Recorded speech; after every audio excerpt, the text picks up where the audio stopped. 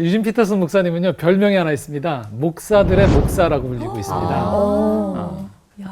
이분의 목회 철학과 이분이 쓴 책들을 읽다 보면, 목회가 이렇게 건강할 수 있구나. 또 목회가 이렇게 행복할 수 있구나라는 것들을 목사 스스로들도, 목사님들도 이 책을 읽으면서 깨닫게 된다는 거죠. 재미있는 사실은요, 목사들의 목사라고 불린다고 해서 이분이 엄청나게 큰 교회를 목회를 하신 게 아니었어요. 아주 미국의 한 메릴랜드 주라는 곳에 에어벨이라는 지역에서 30여 년간 정도 장로교 목사님으로 평범하게 목회를 하셨어요. 그런데 어떻게 이분이 이렇게 전 세계적으로 유명해졌는가를 돌아보면 이분이 이야기하는 것은 요지는 이렇습니다. 항상 하나님의 나라를 전하는 사람들은 자기가 속해 있는 곳이 크든 작든 그곳이 어느 곳이든지 그곳에서 건강하게 살아가는 것이 중요하다는 거고요. 자기는 고백하기를, 어느 인터뷰에서 고백하기를, 실제로 자기 목회하는 동안에 모든 성도들이 다 자기를 좋아하지도 않았고 장로님들이 다 자기를 반기지도 않았다는 거예요. 그런데도 불구하고 자기가 살아왔던 이야기들을 담담히 풀어낼 때 많은 사람들이 이것들을 쳐다보면서 자기를 반성하게 된다는 거예요. 특별히 한 가지 배경은 미국의 기독교도 경쟁과 이 소비주의 사회에 많이 물들어 있다는 거예요. 유진 피터슨 목사님은 아주 그 부분들을 정확히 지적을 합니다. 우리가 살아가는 세상은 그렇게 영향을 받을 수 있지만 성경 안에서 그런 부분들을 잘 골라내서 하나님의 말씀을 가지고서 거꾸로 세상 가운데에서 바르게 사는 것들에 대한 관점을 아주 탁월하게 제시해 주세요. 그래서 여러분들 혹시 읽으셨는지 모르겠는데요. 이분이 아주 유명한 책 중에 한 가지가 더 메시지 성경이라는 책인데요. 국내에도 번역이 되고 있어요. 이 책이 거의 다 완간이 된 걸로 알고 있습니다. 원어를, 성경 원어를 현대 미국 말로 바꾸셨어요. 혼자서. 근데 그 책을 저희도 지금 번역해서 읽고 있는데 이 책을 읽어보면 성경을 이렇게 일상의 언어로도 표현할 수 있구나라는 것들에 대해서 우리가 알게 됩니다. 아주 그런 면에서 이 유진 피터슨은 성경 원어에도 정통해 있고 신학적으로도 아주 깊이가 있는 학자입니다. 자, 여기까지 얘기했을 때 너무 겁먹지 마십시오. 자, 왜냐? 유진 피터슨의 이야기가 결코 목회자들만을 위한 이야기가 아니라는 이야기를 하기 위해서인데요. 자, 유진 피터슨을 보면 이분의 전체 책에서 일관되어지게 나오는 키워드 한 가지가 있습니다. 그것은 이야기라는 거예요. 내러티브라고 할 수 있는데요. 이야기. 이렇게 유진 피터슨은 이야기합니다. 하나님은 이야기를 사용하신다. 유진 피터슨은 하나님께서 이야기를 사용하신 이유는 이 영성이라는 게 그만큼 자연스럽고 우리 마음에 와닿는데 그게 바로 우리의 일상이 이야기로 펼쳐지기 때문이다라고 이야기하고 있는 겁니다. 자, 보시면요, 이렇습니다. 첫 번째, 성경도 이야기라는 거예요. 그렇죠. 모세 이야기, 그렇죠? 뭐 예언자들의 이야기, 또 예수님의 이야기, 전도자들의 이야기, 이야기라는 겁니다. 두 번째, 우리 삶이 이야기라는 거예요. 우리 삶이 아주 거창하게 구원, 뭐 거룩, 진리 이런 단어가 이렇게 떠다니는 게 아니라는 거예요. 우리 삶은 아침에 밥을 해 먹고 아이들과 등교를 시키고 또 직장에서 갈등이 있고 이런 여러 가지 이야기들이 연결되어진 게 바로 우리 삶이라는 거죠. 그래서 아까 우리 인혁 씨가 얘기할 때 이 목사님들의 목사님들하고 해서 너무 부담스러운 거 아닌가 할 때 이렇게 직격탄을 날립니다. 보십시오. 하나님 문제는 단순히 천국 전문가들이 살균 처리된 신학 연구실에서 다룰 문제가 아니다. 이렇게 표현하고 있어요. 바로 이 땅에서 다루어져야 할 문제다. 아주 냉철합니다. 이 유진 목사님이 하신 말씀이에요? 네, 이 책에 나와 있는 되게 살균 처리된 신학 연구실 말씀. 예배당 안에서 주일날 예배 시간에만 통용될 수 있는 단어가 아니라는 거죠. 그냥 우리가 매일매일 살아가는 가운데 있어서 그런 일들이 벌어진다는 거죠. 그런데 유진 피터슨 목사님은 아주 이것을 삶의 자리로 치열하게 끌고 오세요. 그리고 이 삶에서 일어나는 일들의 이야기가 바로 하나님과 관계되어 있다라는 이야기를 하고 싶으신 거예요. 되게 생생하겠어요. 그렇습니다. 세 번째, 그런데 모든 이야기가 다 중요하다는 건 아니에요. 네. 우리가 흔히 얘기할 때 잡담이라고 하죠. 잡담. 네. 또는 누군가에게 그럴듯하게 보이려고 위선적으로 또 나를 과시하려고 하는 이야기들은 결코 우리 영성에 도움이 안 된다는 거예요. 그런데 진실한 내 모습을 드러낼 때 거기에서부터 우리가 자라나가기 시작한다는 거예요. 네. 그래서 하나님의 관심 있는 이야기는 뭐냐면 그냥 거창한 이야기가 아닙니다. 진실한 이야기예요.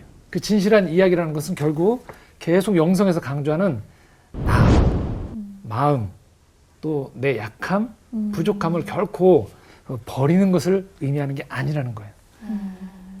자, 그런 토대로 유진 피터슨 목사님의 모든 책들은 이야기체로 기술이 되어져요. 그런 배경도 좀 이해를 해야 되고요. 그런 항상 들어가실 때 그래서 얼핏 보면 좀 뜸을 많이 들이신다라는 느낌이 들 정도로 배경 설명도 하고요.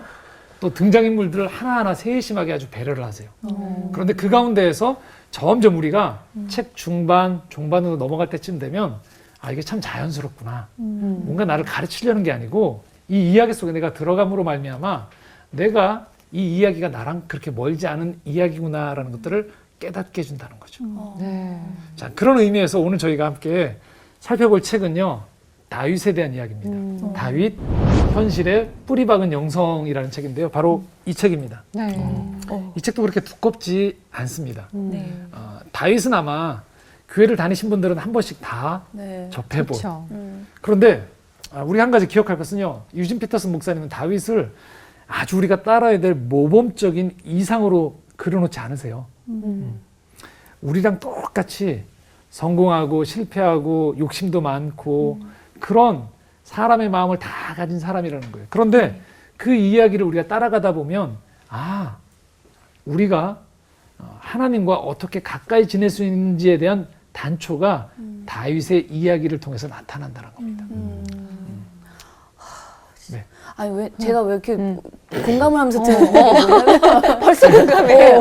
아니 네. 유진 피터슨 박사님께서 네, 목사님께서 다윗의 그런 연약한 부분까지 이렇게 말씀을 하셨다는 게 다른 분들은 보면은 좋은 거 되게 잘하고 뭔가 좀 이렇게 어깨가 이렇게 올라갈 듯한 만한 이야기들을 많이 하시잖아요. 그리고 우리가 그거를 바라보면서 나아가야 될 것 같이 말씀 많이 하시는데 저는 이런 실질적인 것들이 굉장히 필요하다고 생각을 하거든요. 네. 근데 그 해답이 이 책에 저는 있을 거라고 네. 생각이 드네요. 저는 저의 약한 모습을 거의 얘기하지 않거든요. 네. 예, 거의 이제 자랑 결국 얘기하다 보면 결론은 제 자랑.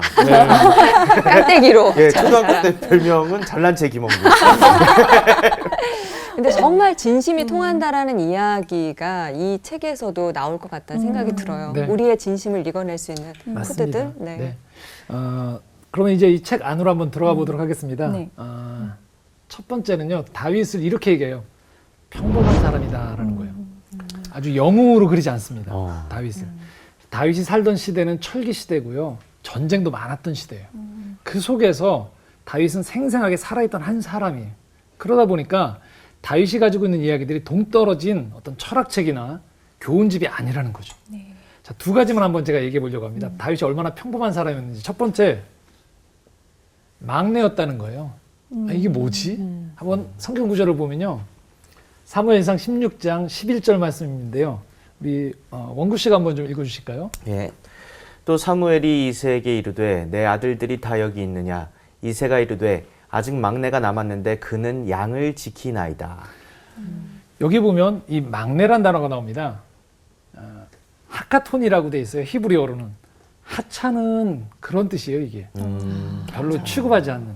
이 배경이 뭐냐면 사울 왕이 잘못하니까 하나님께서 사무엘 선지자를 통해서 이스라엘의 2대 왕을 이제 선출하라고 얘기하십니다. 그래서 사무엘이 다윗의 아버지인 이새를 찾아가요. 그런데 이새가 자기 아들들을 다 선을 보입니다. 7명을 선을 보이는데 사무엘이 감동이 안 오는 거죠. 더 아들이 없습니까? 그러니까 그제서야 이새가 우리 아들 하나 더 있다고. 저 밖에서 양을 치고 있다고. 이 말은 뭘까요? 아버지 마음속에도 예, 쟤는 아니야. 쟤는 아니야. 우리 식구들 중에서. 또 그 당시의 배경에서 양을 친다는 것은 아주 하찮은 일이었거든요. 그 일을 막내한테 시킨 거예요. 그러니까 다윗이 엄청나게 탁월한 처음부터 리더십을 가진 사람이 아니었다는 거예요. 가족들 안에서조차도 안 취급당하지 않는 막내였다는 거예요. 자, 두 번째, 다윗은요 거짓말을 또 해요. 위로가 되시죠? 인간적이다. 네. 거짓말. 네. 네. 자, 말씀을 한번 또 읽으려고 하는데요. 자, 우리 인영 씨가 좀 읽으시면 감사하겠습니다.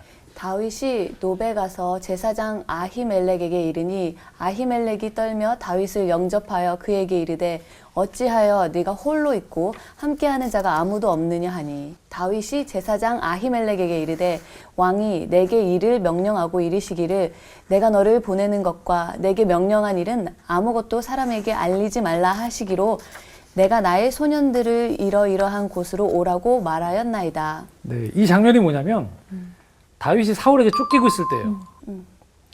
쫓기고 있을 때 노브 땅에 있는 제사장 아히멜렉에게 갑니다. 그런데 아히멜렉이 보아하니 눈치가 사울에게 쫓기고 있는 느낌이에요. 그런데 다윗이 거짓말을 합니다. 사울이 보내서 왔다라고 얘기하는 거예요. 그래서 결국 이 거짓말에 아히멜렉이 음식도 대접을 하고 나중에 골리앗과 싸웠던 그 칼을 골리앗의 칼을 줍니다. 다윗에게. 이 다윗의 거짓말 때문에 나중에 아히멜렉은 큰 피해를 입게 돼요. 자, 무슨 말이냐면 다윗조차도 정직하지 못하고 삶이 아주 위기가 처해 있을 때 그 위기를 모면해내려고 거짓말을 했다는 거예요. 아니, 우리 살아갈 때 필요하지 얼마나 않나요? 거짓말이에요. 아니, 선의의 거짓말이라고 거짓말. 하잖아요. 네. 살아야 되잖아. 어느 순간에는 필요한 거짓말이 있다라고 저는 좀 생각을 하고 있거든요. 정당방위로 합시다. 정당. 네. 그렇습니다. 중요한 것은 유진 페터스 목사님이 그거를 탓하는 게 아니에요. 우리가 그렇다라는 거예요. 그쵸. 거짓말하는 게 그렇지. 우리라는 거예요. 그렇지. 자, 그러면 굳이 우리가 성경을 읽으면서 다윗을 볼 필요가 있을까? 네, 있다는 거예요. 왜냐? 자, 이 책에 보면 이렇게 표현하고 있습니다. 제가 읽어드릴게요. 다윗과 함께 있으면 다윗만큼 잘할 수 없다는 생각에 열등감을 느끼게 될 일이 없다는 거예요. 잘 읽어보시면. 사실은 그 반대다. 다윗은 우리처럼 혹은 우리보다 더 나쁜 잘못을 저지르기도 하는 사람이다. 자, 여기까지 멈춰주면 우리가 더 이상 성경을 읽을 필요가 없죠. 네. 그런데 이 지점에서 다윗이 우리랑 약간 결이 달라지는 지점이 있습니다. 뭐냐? 그러나 그 가운데에서도 그는 결코 하나님을 떠나지 않는 사람, 결코 하나님에게서 벗어나지 않는 사람이다. 다윗이야말로 하나님에 관해서는 아무것도 놓치지 않는 사람이었다라는 거예요. 아, 아멘. 집에서 막내로 소외받고 있어도 또 살아가면서 삶의 위기 가운데 내가 거짓말을 할 수밖에 없어도 다윗은 그런 자신을 부정하진 않아요. 그런데 다윗이 우리가 다윗을 보면서 그래도 뭔가 하나의 힌트를 얻을 수 있는 것은 그 순간에도 이 다윗은 하나님을 놓지 않았다는 거예요. 우리는 이 지점에서 종종 유혹을 받아요. 내가 집에서 대우를 못 받으면 나가는 거예요. 또는 거짓말을 하니까 나는 하나님과 이제는 상관없어 라고 떠나버리는 거예요. 그런데 다윗은 뻔뻔할 정도로 매 순간순간마다 거짓말을 하기도 하고 사람들에게 그 위기를 모면하는 여러 가지 술책을 썼음에도 불구하고 그 순간 다 모든 것 속에 하나님을 끝까지 놓치지 않았다는 거예요. 그 쉽지 않은 거 아닌가요? 그렇죠. 정말 맞아요. 그 믿음이 있지 않고서는 믿음이라는 것을 그래서 우리가 붙잡아야 되는 것으로 여기기보다는 사실 유진 피터스 목사님의 이 이야기라는 것들은 깨달으라고 얘기해요. 깨달으라고. 하나님이 항상 그 자리에 있었다라는 거죠. 우리가 이 영성적으로 보면 하나님은 항상 우리와 함께 하십니다. 네. 그런데 차이는 우리가 내 계획들이 됐을 때 또는 내가 신앙적으로 뭔가를 잘했을 때에만 하나님이 나와 함께 하신다라고 내가 생각을 한다는 거예요. 결국은 영성이라는 것은 우리가 깨닫는 건데 뭐냐면 내 계획대로 일이 안 풀릴 때에도 심지어는 뒷부분에 나오겠지만 죄를 짓고 있을 때에도 나는 하나님과 관계되어 있는 사람이다라는 이야기를 계속적으로 우리에게 들려주고 있는 거예요. 예, 그래서 주변에서 이제 믿지 않으시는 분들이 야, 너 교회 다니냐? 내가 교회 다니는 사람 중에서는 더 나쁜 사람들도 더 많이 봤고 더 죄를 많이 지은 사람들도 더 많이 봤다. 이렇게 얘기하면 저는 항상 그렇게 얘기합니다. 그분이 그래도 교회 다녀서 그 정도예요. 안 다니시면 더 심합니다. 맞아요, 맞아. 예, 저도 죄인입니다. 그래서 교회 다녀서 이 정도입니다. 속에 악이 많아요. 그렇습니다. 예, 예, 네. 예. 다윗에 대해서 유진 피터스 목사님은 결코 환상적으로 그리지 않고요. 지금 원구 씨가 얘기했던 내용이 바로 뒤이어서 좀 나옵니다. 항상 예지력이 뛰어나요. 네. 자, 네. 평범한 다윗에 대해서 살펴봤으면 이번에는 다윗이 하나님의 사람이라고 했을 때 어떤 면들이 나타나는지 한번 보도록 하겠습니다. 네. 다윗인데요. 하나님의 사람, 상상력이라고 되어 있는데요. 사무엘상 17장 38절에서 40절인데요. 우리 박수인 씨께서 좀 읽어주시면 감사하겠습니다. 네. 이에 사울이 자기 군복을 다윗에게 입히고 노투구를 그의 머리에 씌우고 또 그에게 갑옷을 입히매 다윗이 칼을 군복 위에 차고는 익숙하지 못함으로 시험적으로 걸어보다가 사울에게 말하되 익숙하지 못하니 이것을 입고 가지 못하겠나이다 하고 곧 벗고 손에 막대기를 가지고 시내에게 매끄러운 돌 5을 골라서 자기 목자의 제구 곧 주머니에 넣고 손에 물매를 가지고 블레셋 사람에게로 나아가니라. 네. 이 장면은 여러분 잘 아시는 다윗과 골리앗이 전투를 벌이는 장면이죠. 네. 그런데 여기서 유진 피터슨 목사님이 이렇게 얘기합니다. 다윗이 그 어린 다윗이 그 엘라 골짜기에 가서 골리앗을 만나는데 가보니까 거기에 모든 사람들의 상상력이 다 타락해 있다는 거예요. 여기서 말하는 상상력은 망상을 말하는 게 아니고요. 네. 생각을 말하는데요. 그의 생각이 타락했다라는 거예요. 이스라엘 백성들은 어떤 상상력으로 타락했냐면 골리앗의 그 엄청난 덩치에 상상력이 무너져 내렸다는 거예요. 타락했다는 거예요. 때가 탔다는 거예요. 그런데 다윗은 양떼를 지키면서 짐승들을 지켜냈을 때 함께 하셨던 그 하나님에 대한 생각, 상상력이 타락하지 않았다라는 거예요. 그래서 사울 앞에 나왔을 때 사울이 갑옷을 줘요. 갑옷을 주니까 네. 이게 입기가 너무 크거든요. 그러자 다윗이 그 갑옷을 벗습니다. 그리고 골짜기 시냇가로 가서 물매를 짚습니다. 무릎을 꿇고 물매를 짚는데 유진 피터슨 목사님 말씀하시기는 이 순간 다윗이 거룩한 상상력으로 결국은 이 위기를 극복해낸다라고 얘기해요. 이 표현을 이렇게 쓰고 계십니다. 한번 읽어보겠습니다. 우리는 풍부한 상상력을 지니고서 우리의 무릎으로 살 것인가?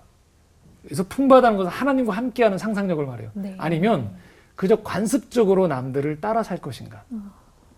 나는 하나님이 창조하시고 성령님이 기름 부으시고 예수님이 구원하신 존재로 살 것인가? 아니면 사실은 별 볼 일 없는 전문가들, 그러니까 보통 세상에 내가 처세가 능해, 세상은 이렇게 살아야 돼라고 얘기하는 그런 참견하는 세상 방식에 익숙한 사람들의 기대고 의지하며 살 것인가? 이스라엘 백성들의 상상력이 타락하자 골리앗 공포증에 빠졌다는 거예요. 네. 그런데 다윗은 하나님을 향한 거룩한 상상력을 가지고 있었다는 거예요. 자, 둘 중에 무엇이 우리의 삶의 행로를 결정짓게 할 것인가? 사울을 올려다보며 살 것인가? 아니면 하나님을 볼 것이며 바라보면서 살 것인가라고 우리에게 도전을 던지고 있어요. 우리가 평소 그러니까 살아가다 보면 우리도 모르게 우리의 생각이 자꾸만 물드는 거죠. 네. 주변 사람들이 그렇게 가면 안 돼. 모든 사람들이 이렇게 가는 거야 라고 하는 순간에 우리가 뭐예요? 우리의 생각, 상상력이 주눅드는 거죠. 주저앉고. 그렇죠. 그런데 하나님을 바라보는 가운데에서 우리가 상상력을 거룩하게 가지면 그 위기의 순간에도 현실보다 더한 현실.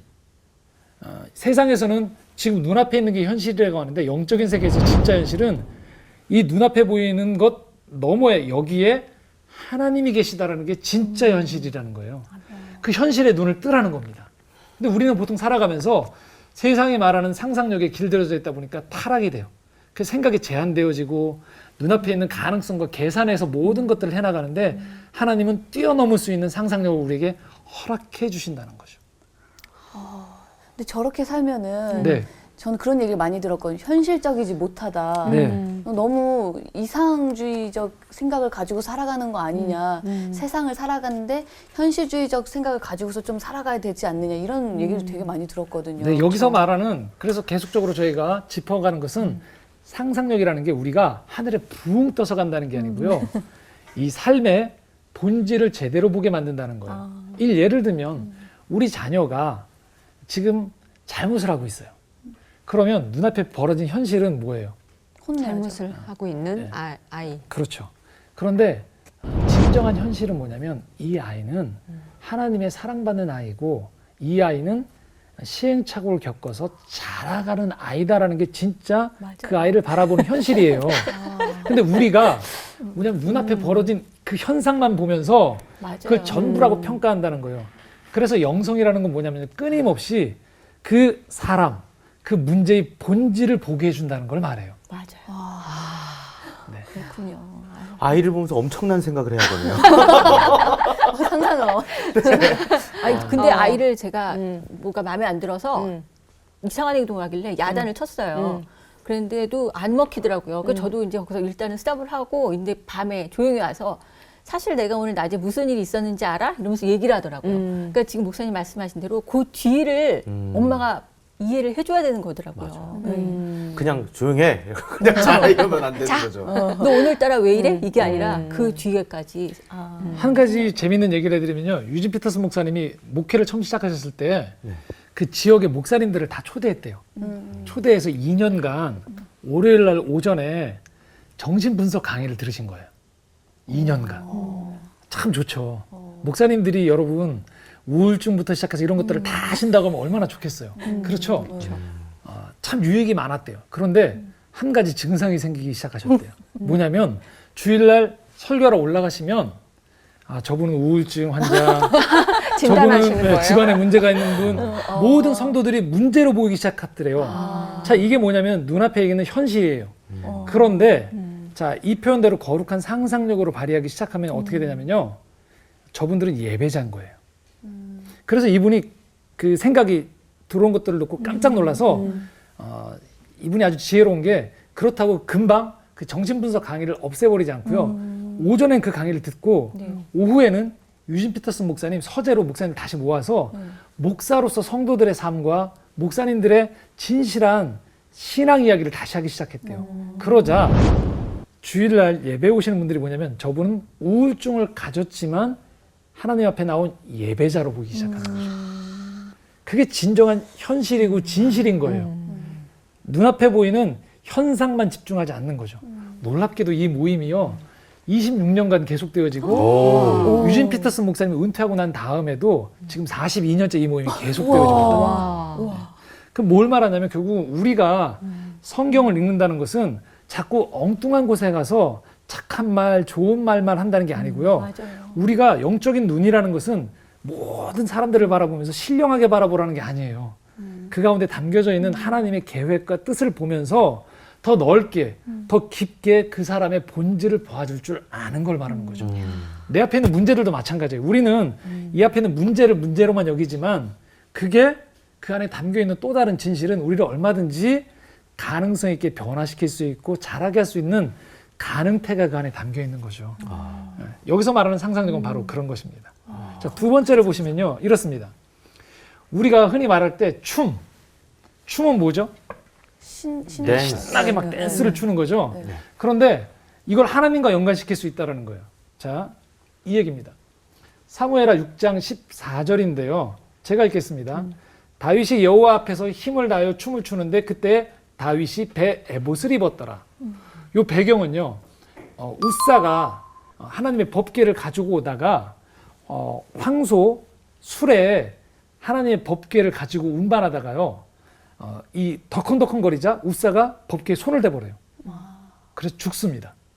어떻게 이럴 수 있는가 싶은데 사람들은 그래서 그 장면을 보면서 하나님이 참 잔인하시구나라고 생각할 수 있어요. 그런데 본래 이 법궤는 하나님의 말씀이 들어있는 법궤는 법궤 이 상자에 그 고리를 달아서요 레위인들이 어깨에 매야 되는 거예요.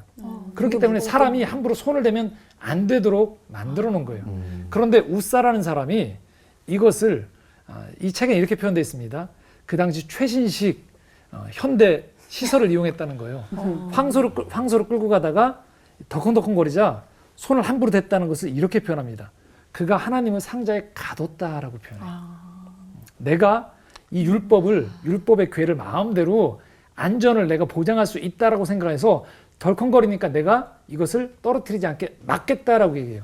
그런데 그 순간에 그는 하나님의 거룩의 본질을 잊어버리고 자기가 하나님을 보호할 수 있다라고 착각했다라는 거예요. 반대로 다윗은 그 법궤가 자신이 있는 마을로 들어오게 되어지자 기뻐서 춤을 춰요. 춤을 춰요. 자기 부인에게 채신머리가 없다고 그 비난을 받을 정도로 춤을 추는데요. 그것을 이렇게 표현합니다. 다윗은 그 순간에 왕으로서 공식 행사를 치르고 있는 게 아니었다. 하나님의 임재가 있는 법궤가 들어오자 하나님을 향해서 마음을 활짝 열었던 거다. 춤은 즉 하나님과의 관계의 기쁨을 표현하는 그의 몸짓이었다라고 얘기하는 거예요. 그러니까 우리가 흔히 얘기하듯이 춤이라는 것이 그냥 그저 내 기쁨, 즐거움을 넘어서는 우리의 모든 몸짓조차도 하나님과 관계가 있을 수 있다라는 얘기예요. 자, 세 번째로 한번 넘어가 보겠습니다. 아까 원구 씨가 얘기했던 그 부분이에요. 죄입니다. 죄는 사실 아까 얘기했던 첫 번째 평범으로 들어가야 될 것 같은데 여기 왜 하나님과 관계된 걸로 들어왔지라고 생각할 수 있는데요. 성경 구절 시편 51편 10절에서 11절 말씀인데요. 원구 씨가 한번 읽어줄까요? 하나님이여 내 속에 정한 마음을 창조하시고 내 안에 정직한 영을 새롭게 하소서. 나를 주 앞에서 쫓아내지 마시며 주의 성령을 내게서 거두지 마소서. 자, 이 장면은 다윗이 우리가 아는 그 우리아의 아내 밧세바를 간음하고 난 다음에 나단 선지자가 다윗을 혼내는 장면이에요. 혼냈습니다. 그런데 중요한 것은 그 다음에 다윗의 반응이었어요. 회개를 하는 거예요. 그 직전까지 다윗의 모습은 뭐였냐면 자기가 인생의 왕이었어요. 왕으로서 모든 사람들을 마음대로 휘저을 수 있다라고 생각하는 가운데에서 죄에 빠진 거죠. 그런데 유진 피터슨 목사님 이 지점에서 다윗이 우리와 다른 지점을 하나를 짚어내요. 뭐냐? 죄에는 공포증이 한 가지 있대요. 뭐냐면 죄를 가지고 있을 때 내가 하나님의 자리에 있다라는 착각을 불러일으킨다는 거예요. 그래서 우리가 만약에 죄를 고백하면 우리가 그 지위를 상실할 것 같은 그 공포를 우리에게 불러일으킨다는 거예요. 여러분들이 어떤 죄를 흔히 범한다고 할 때 아무도 안 보기를 원하고 들키지 않을 거라고 생각하고 여기서 내가 내 마음대로 할 수 있다고 생각하는 자리가 있다는 거예요. 그 순간에 우리가 죄를 짓는 거거든요. 그런데 정확히 죄를 누군가 지적했을 때 우리가 그것을 고백하는 순간에 어떤 일이 벌어지느냐? 우리는 죄의 공포증으로부터 자유로워진다는 거예요. 그래서 우리가 훨씬 못하는 사람이 되는 게 아니라는 거예요. 그래서 끊임없이 우리는 죄를 고백해야 돼요. 집중하는 건 뭐냐면 죄를 안 짓는 게 아니에요. 죄를 지음에도 불구하고 뭐 하는 거예요? 인정하고 회개하는. 그렇죠. 공포증을 내려놓는 거예요. 이 책에서 이렇게 표현합니다. 한번 볼까요? 그리스도인이 해야 할 가장 주된 임무는 죄를 피하는 것이 아니라 내가 범한 죄를 인지하는 것이다. 죄를 피할 수가 없어요. 오늘도 우린 여기 아침에 오면서도 끊임없이 맞아요. 그런 생각들을 버리거든요. 피할 수가 없어요. 그런데 중요한 건 이게 죄구나라는 것도 우리가 아는 거예요. 죄가 제거되면 우리는 전보다 부족한 존재가 되는 게 아니라 더 큰 존재가 된다는 겁니다. 우리가 하나님 앞에서 우리 자신을 발견할 때 우리의 진정한 인간성을 발견하게 된다는 거예요. 네. 우리는 덜 우리다워지는 것이 아니라 더 우리다워지는 것이 수치를 당하는 것이 아니라 존귀한 대우를 받는 것입니다. 정죄를 받는 것이 아니라 구원을 받게 된다는 거예요. 그래서 놀랍게도 어거스틴이 죄를 향해서 이렇게 얘기합니다. 오, 나를 행복하게 하는 죄여라고 표현해요. 죄를 멀리하는 게 아니고 역설적으로 우리가 매일매일 생활에서 죄를 짓지 않습니까? 근데 그 죄 때문에 우리는 하나님의 구원을 바라보게 된다는 거예요. 내가 하나님이 되는 게 아니고. 그래서 여러분들이 끊임없이 죄를 지을 때마다 나는 버림받았구나가 아니고 그럴 때마다 뭐 하는 거예요? 하나님을 바라보면 돼요. 우리는 죄를 지을 수밖에 없는 존재다라는 거예요.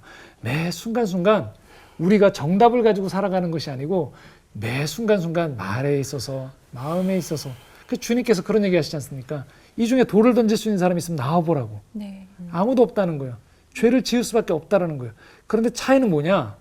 우리는 그 순간에도 하나님을 바라볼 수 있고 그 하나님의 은혜가 우리를 붙잡고 있기 때문에 우리가 죄의 나락으로 빠지는 것이 아니고 하나님의 은혜의 사람으로 살아갈 수 있다라는 얘기를 하는 거죠. 근데 거기에서 약간 그런 생각이 좀 드는 게 힘든 점이 좀 있어요. 그러니까 내가 이렇게 죄를 고백하고 다시 죄를 짓지 않기로 마음을 먹지만 또 비슷한 죄를 또 짓게 됐을 때 그걸 계속해서 반복하고 있는 자신을 발견하는 게 너무 힘들기도 하고 하나님이 용서해 주실 거니까라는 것을 이용해서 또 죄를 짓는 사람들도 있지 않을까 하는 그래서 생각. 진실한 하나님 앞에서 죄라는 것은 어떤 계명에서 내가 몇 가지를 어겼구나에 대한 내 죄책감이 아니에요. 그게 아니고 이 순간에 내가 하나님을 잊어버렸구나라는 것들에 대한 안타까움을 내가 마음에서 갖는 거예요. 자꾸 우리가 자판기에 동전 집어넣듯이 죄를 범하고 하나님께 회개합니다 네. 하고 그냥 가는 게 아니고요. 영성은 마음이라고 했죠. 네. 내 마음에서부터 깊이 아파보는 거예요. 내가 그 순간 하나님을 떠났기 때문에 아팠구나. 우리가 어떤 하나님과의 어떤 사람과의 관계에서 내가 정말 사랑하는 사람이 내가 잘못을 해요. 그 잘못 때문에 상대방이 너무나도 마음 아파하는 것을 목격하게 되어지면 우리는 그 횟수를 줄이려고 노력하게 된다는 네. 거죠. 자꾸. 근데 우리의 회개가 이런 하나님과의 관계를 잊어버린 상태에서 법칙으로만 생각해서 자판기처럼 동전을 넣으면 형식이 언제든지 되는 거죠, 회개가. 그 관계성이 깊어지면 결국 내가 사랑하는 주님께 내가 이런 마음 아픔을 드렸구나. 또 죄 때문에 내가 하나님 앞에서 존귀한 자리에서 상실되었구나. 혼자 고아처럼 살았구나 하는 것들에 대한 그 상황을 내가 깊이 마음 아파하기 시작하면 물론 한 번의 죄가 끊어지지 않습니다. 그런데 점점 그런 횟수들이 줄어들 수밖에 없다라는 거예요. 계속 얘기하지만 영성은 관계입니다. 네. 법칙이 아니에요. 마지막 또 한 가지 이렇게 얘기합니다. 바위. 이게 뭐지? 바위? 라고 생각할 수 있죠. 시편 18편 2절인데요. 우리 박수진 씨께서 이거 좀 읽어주시면 감사하겠습니다. 네. 여호와는 나의 반석이시요 나의 요새시요 나를 건지시는 이시요 나의 하나님이시요 내가 그 안에 피할 바위시요 나의 방패시요 나의 구원의 뿌리시요 나의 산성이시로다. 네. 교회에서 저희가 찬양할 때 이 단어들이 익숙한 단어들이에요. 네. 찬양인데. 반석, 요새, 또 피할 바위, 방패, 뿔. 그렇죠. 네. 그렇죠. 그런데 이렇게 한번 제가 질문을 드려볼까요? 자, 이게 엄밀히 말하면 하나님과 관계가 있는 단어인가요? 우리 너무나도 찬양할 때 당연하게 여겼잖아요. 네. 하나님 나의 바위십니다 했는데 네. 자, 여기 떡하니 바위가 있단 말이죠. 나의 바위십니다. 어떠세요? 생뚱맞죠? 그렇죠. 네. 엉뚱한 거죠. 네. 그런데 다윗은 전혀 상관없는 바위에서도 하나님을 발견한다는 거예요. 이걸 이렇게 조금 표현합니다. 비유사성에서 유사성을 찾아낸다고 해요. 전혀 상관없는 것 같은 곳에서조차도 하나님을 찾아낸다는 거예요. 그렇기 때문에 이 다윗에 대해서 유진 피터슨 목사님이 이렇게 표현하셨어요. 다윗은 온통 하나님에게 젖어 있었다. 다윗은 주변의 모든 것과 삶의 모든 경험 속에서 기도를 했고 그것은 하나님의 구원이 되었다라고 표현하고 있어요. 자, 다시 처음으로 한번 돌아가 볼까요? 다윗이 그런 얘기를 했죠. 유진 피터슨 목사님이 그런 얘기를 했죠. 천국의 실험실 안에서 있는 멸균 작업이 아니다. 진공 상태가 아니라는 거예요. 하나님은 우리가 매일매일 살아가는 인간관계 속에서 네. 짜증이 날 때도 또 뭔가 내 것이 손해보는 것 같아서 움츠러들 때에도 그 가운데서도 하나님은 함께 하신다는 거예요. 네. 보통 우리가 하나님 앞에 나아갈 때 이것만 하나님이 우리 마음을 받아주신다고 생각해요. 주님, 제가 거룩하게 왔습니다. 주님, 제가 주님을 찬양합니다 하는 순간에만 하나님이 우리와 함께 하신다고 생각하는 거예요. 그런데 이렇게 생각할 수도 있다는 거예요. 우리가 자녀들을 막 혼내요. 내가 너무너무 화가 나 있어요. 그래서 문을 꽝 닫고 내 방으로 들어오는 거죠. 그때 하나님이 계실까요, 안 계실까요? 계시죠. 계시다는 거예요. 근데 그걸 못 느끼겠죠. 너무 그렇죠. 화가 나서. 안 보이죠? 결국 영성이라는 것은요, 내가 화가 난 순간에서조차도 그때 하나님이 나와 함께 하셨다는 것들에 대한 감각이 자꾸 늘어가는 것을 말해요. 그 순간에 내가 부모로서 화를 냈으니까 이 순간에 하나님 잠깐 저기 계세요. 맞아. 보지 난 지금- 마세요. 잠깐 눈 감으세요. 지금 잠깐 크리스찬 안 할게요. 잠깐. 내가 화가 난 부모입니다. 그게 아니라는 거예요. 화가 난 크리스찬이라는 거예요. 그리고 이런 것들 속에서 우리가 완벽한 뭔가 기준을 가지고서 나가는 게 아니기 때문에 그래서 우리가 주일 예배를 드릴 때에도 비록 겉으로는 우리가 옷을 잘 차려입고 가지만 우리가 알아야 되는 게 한 가지 있다는 거예요. 겉으로 옷을 잘 차려입고 또 각각의 직함들이 있다는 거예요. 뭐 집사님, 권사님, 장로님, 또 성가대, 교사. 그런데 우리가 잊지 않아야 되는 것은 뭐냐면요. 아, 저 거룩한 옷을 입고 있지만 그 안에 아픔이 있는 분들이 있구나. 맞아. 상처가 있는 분이구나. 라는 것들을 우리가 이해하는 가운데에서 예배를 드리고 그 가운데서 우리가 교제를 나누지 않으면 우리도 모르게 달라진다는 거죠. 저는 이 유진 피터슨 목사님 책을 읽고 난 다음부터 달라진 태도들이 하나 있어요. 식당에 갔을 때 어떤 분들이 뭔가 표정이 좋지 않으면 우리가 이런 생각할 수 있거든요. 왜 종업원이 표정이 저래? 라고 컴플레인을 할 수 있어요. 불평을 할 수 있어요. 그런데 한 번 더 생각하게 되는 거예요. 뭐냐? 아, 저 종업원 분께서 오늘 오기 전에 혹시 집에서 안 좋은 일이 있을 수도 있었겠구나. 그런데 열심히 종업원의 일을 하려고 하지만 기분이 안 좋구나라는 것들을 달라질 수 있다는 거죠. 그 지점에서 하나님은 우리의 마음을 걷어가지 않으신다는 거예요. 예배를 드리러 왔어요. 그러면 하나님께서 하늘을 쳐다보시면서 그래, 온전히 거룩한 마음만 나한테 드려라? 아니라는 거예요. 네. 지난 한 주간의 삶을 돌아보면서 무너져 있고 때로는 잘 살아보려고 했는데 안 됐던 적도 있고요. 네. 심지어는 일이 잘 풀렸어요. 그래서 마치 나 혼자 이 일을 다 한 것처럼 의기양양한 때에도 사실은 하나님이 도와주신 거거든요. 네. 그리고 내가 뭔가 잘해보려고 했지만 넘어졌어요. 그때 하나님께서 뭐라고 하세요? 이렇게 얘기하신다는 거야. 내가 안다니까. 너 열심히 해보려고 했는데 넘어진 거 내가 안다니까 얘기한다는 거예요.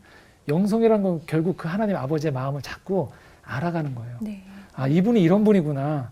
그래서 내 스스로가 이분하고 있는 시간들이 더 좋아져야 되는 거예요. 더 가까이 있고 싶어져야 되는 거예요. 우리가 사람과의 관계도 그렇지 않습니까? 좋아하는 사람하고는 자꾸 있고 싶어지죠. 근데 여러분 한번 돌아보세요. 이제 한번 제가 관계라고 했지 않습니까? 하나님하고 자꾸 같이 있고 싶은지 또는 하나님 요 정해진 시간만 좀 오세요. 요때는 좀 제가 편하게 지내고 싶습니다. 아, 쟤 좀 춤 좀 추고 싶다니까요. 아니, 또는 하나님 이 시간에 내가 좀 화를 내고 싶다니까요. 근데 하나님 이거 싫어하실 거잖아요. 아니요. 하나님 이렇게 얘기하신다는 거예요. 아니, 내가 너의 현실의 삶에 함께 한다니까. 그러니까 나랑 같이 있어. 그리고 그 가운데서 일어난 일들을 다 나한테 줘. 그러면 나는 그거를 내 방식대로 다르게 너에게 돌려줄게. 네. 그러다 보니까 우리가 매일매일 살아가는 가운데 눈앞에 보이는 이 일상 때문에 우리가 찌들어 있지만 하나님과 함께 하면서 찌들은 것들 안에 보화들을 자꾸 발견하게 돼요. 그래서 내가 잘 살 수 있겠구나 하는 용기도 갖게 되어지고요. 저 사람과의 관계에서 내가 사랑할 힘이 없다고 생각하다가도 그럼 하나님이 나를 이렇게 받아주시는데 하는 그 관계에서 오는 내 안에 안정감이 생기면서 다른 사람들을 대하는 태도가 자연스럽게 변화가 되어진다는 거예요. 자, 다시 처음으로 한번 정리해 볼게요. 하나님이 우리 삶을 이야기로 만드셨다고 했지 않습니까? 그렇죠? 이 이야기는 자연스럽다는 거예요. 그리고 이 이야기는 우리의 마음을 아주 깊이 어루만지는 이야기들이라는 거예요. 여태까지 여러분들이 하나님을 만약에 우리가 교회 안에서 썼던 몇 가지 용어들, 거룩, 진실함, 찬송 이런 단어들로만 묶어놓고 그 단어들로만 하나님을 연관지었다라면 이 다윗 현실에 뿌리박은 영성 이런 책들을 읽으시고 또 하나님 앞에서 동행한다는 이 기독교 영성을 알아가면서 아니구나. 하나님이 나와 동행하시는 분이구나라는 것들을 조금 더 마음에서부터 받아들이시고 내 신앙생활이 조금 더 편안하게 또 주님 안에서 행복하게 다가갈 수 있으면 좋겠습니다.